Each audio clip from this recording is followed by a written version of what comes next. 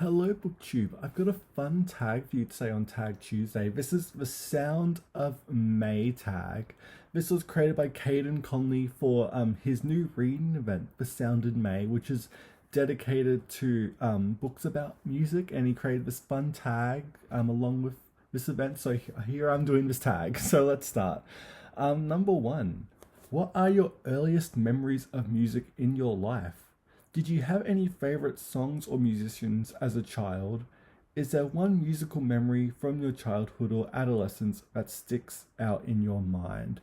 For me, earliest memories of music, I don't know really. I think the ones I can think about clearer than most are watching like old like music video channels on TV, like especially CMT, like the country stuff, because my family was always into country music. So like I always remember watching the early music videos from like Taylor Swift and like her first album, like not even Fearless, like her debut, or even like Toby Keith or like the Dixie Chicks, like that era, Shania, of course.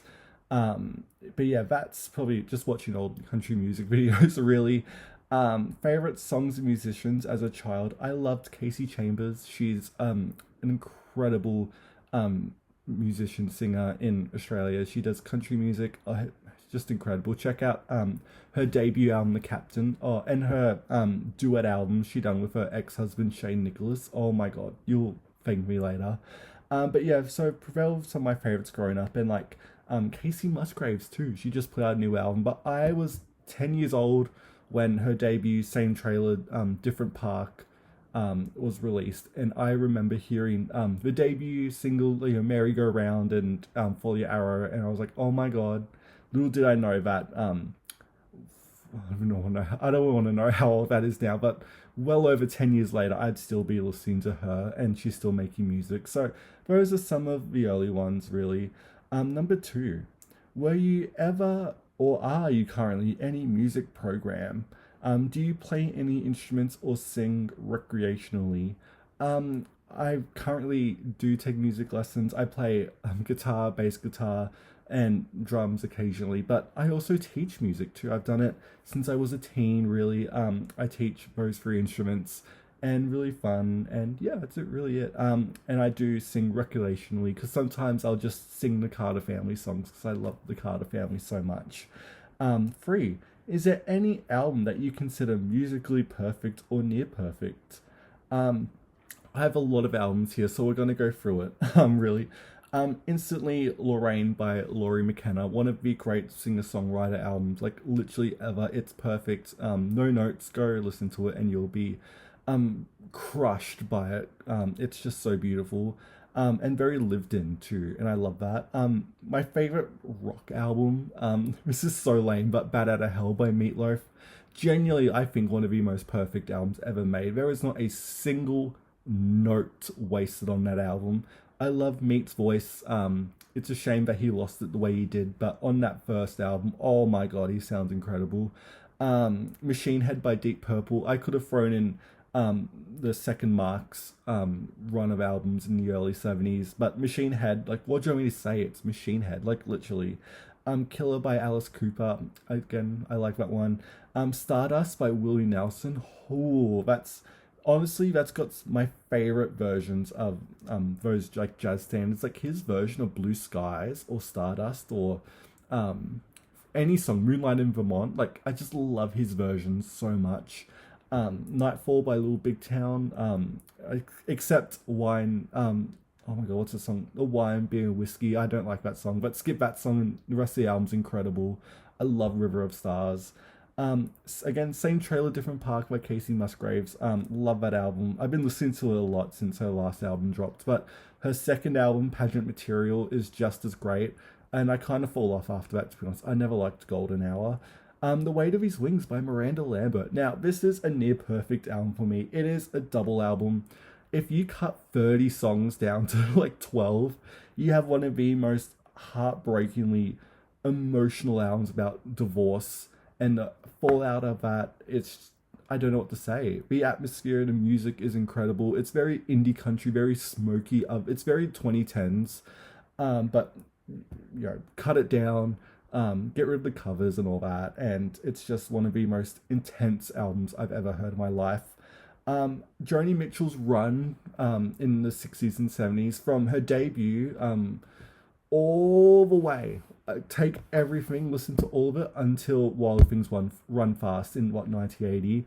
That run is insane. I love her folk stuff just as much as everyone else, but her fusion era, when she went like hardcore jazz with like Hijira and Mingus and like Don Juan's Reckless Daughter, Hissing the Summer Lawns, like perfect albums. Even For the Roses, oh my god, no one talks about that album, but Joni's run is, she, I literally leaves me speechless. That's some of my favorite albums ever, and yeah, I'll talk about that more later on.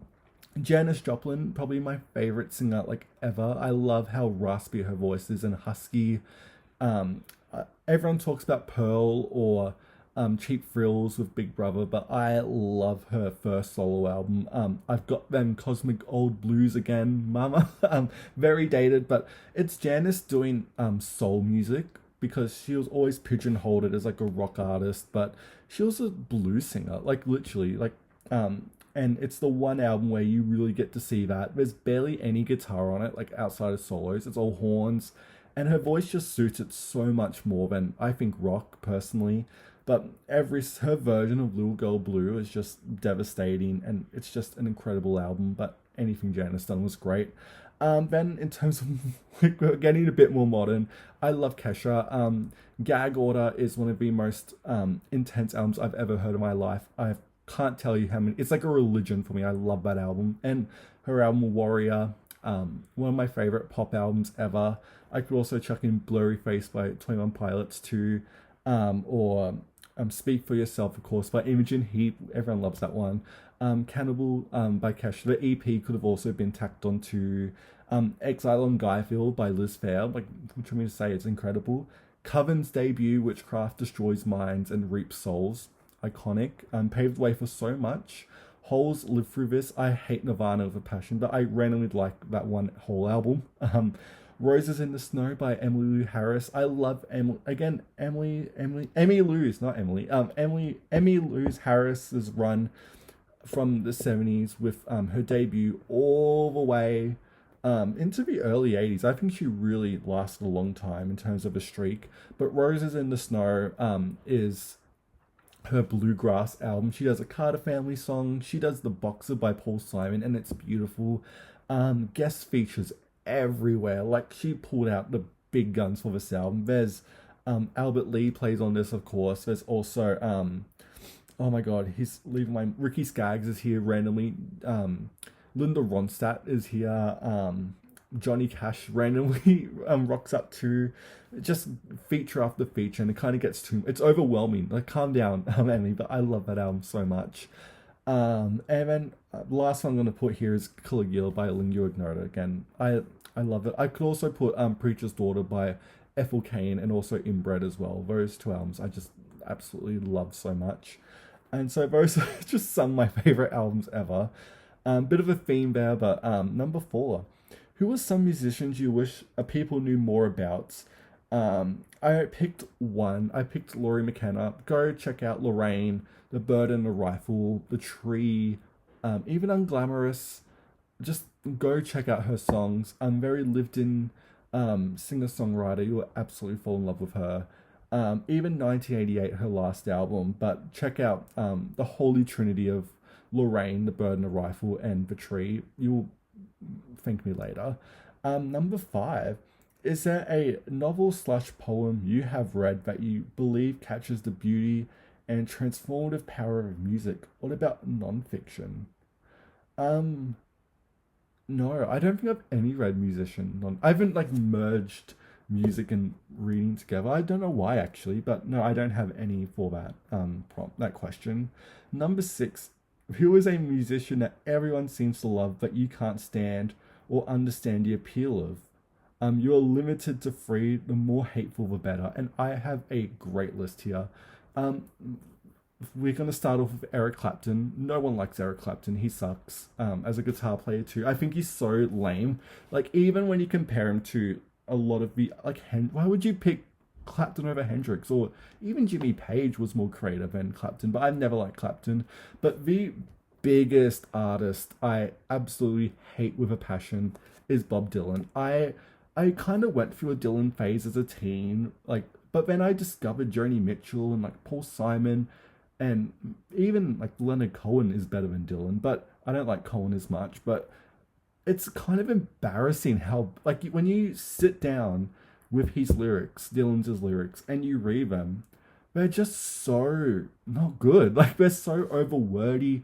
He's really trying to be, I think, smarter than like, I don't. It just doesn't work. It's clunky. A lot of the times his phrases don't make sense. It's I just don't get it. I don't like his obviously don't like his voice, but for me it's his songwriting. I just don't think he's that good. And I'm kind of glad I wasn't alive when he was, big in the 60s, because I wouldn't have had to deal with the sheer avalanche of people covering Dylan songs back in the day. Like, I couldn't even name you a Dylan song I like. Maybe like Sweetheart Like You or something like that, but that's later on.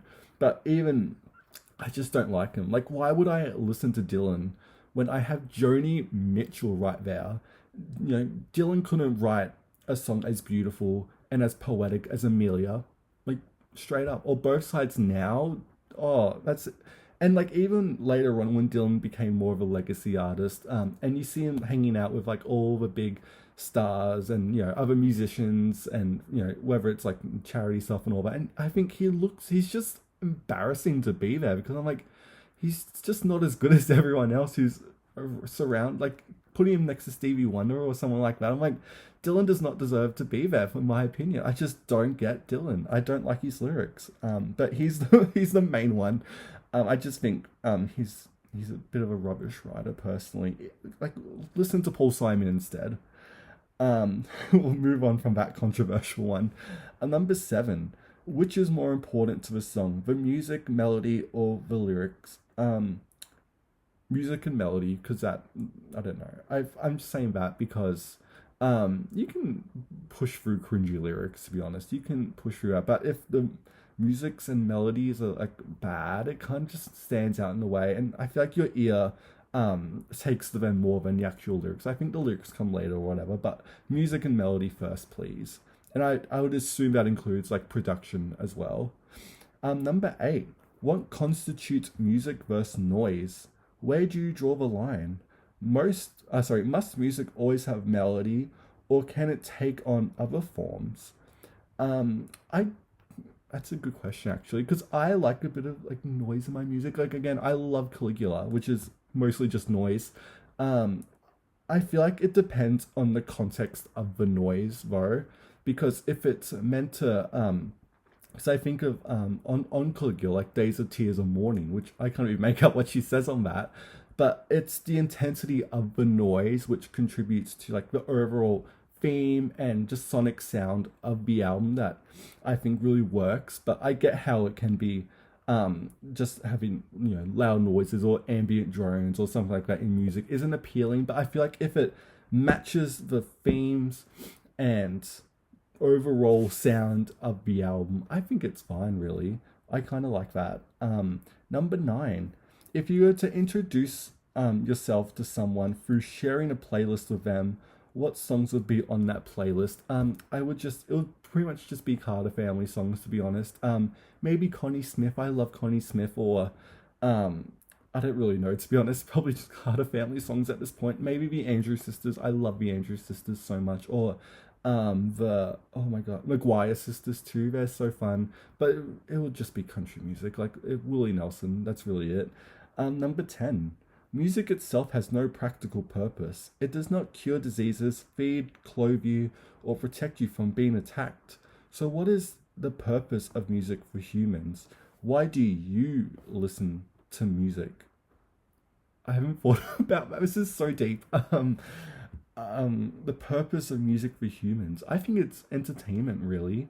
And especially historically too, because for the longest time humans have not had access to music at all. Like, unless you play one of like the rare few people in the world that played an instrument, let alone owned one, you never heard music, really. And so I think it's just entertainment, and I probably listen to the same music for that reason, just to be entertained, really. And yeah, that's the tag. If you like these questions, please feel free to do it. This is such a fun tag and also such a fun reading event too. And yeah, let me know what you think about what I talked about below. And yeah, thank you so much for watching BookTube, and I will see you next time.